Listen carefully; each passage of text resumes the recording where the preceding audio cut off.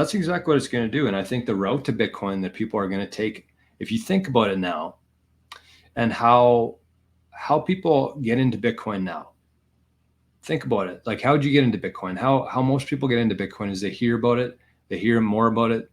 Their best friend bought some, they got convinced to do it. They have to take some of their fiat, which they don't really understand what fiat is compared to Bitcoin, but they take some of that. They have to go to an exchange like ShakePay, Bitcoin Well. Fuck, we didn't do the Bitcoin Well toss today. Anyways, they take it there. They buy Bitcoin. They have to upload their driver's license, their passport, take a selfie, jump through all these hoops just to get Bitcoin. And then when they have it, they're like, okay, well, that was fun, but now what? Right? And so I think that that's the traditional path that most people get into Bitcoin, their first experience with Bitcoin.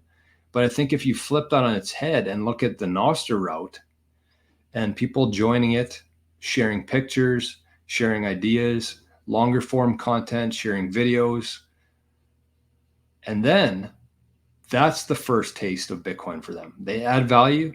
Somebody else values that. They send them Bitcoin. They send them sats.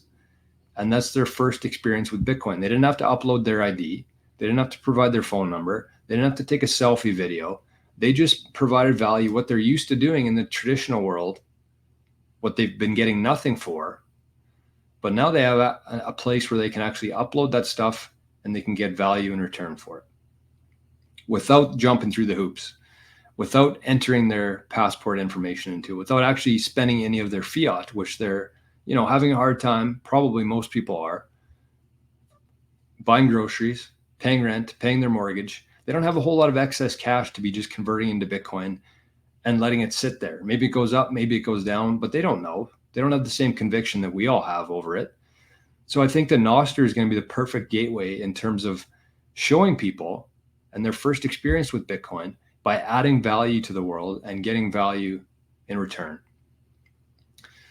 So I think that that's what makes me so excited about nostr, is the fact that it is the perfect bridge between the two protocols, nostr and Bitcoin. I think that they both complement each other very well. They flip the incentive structure that we've had our entire lives since the internet came out on its head.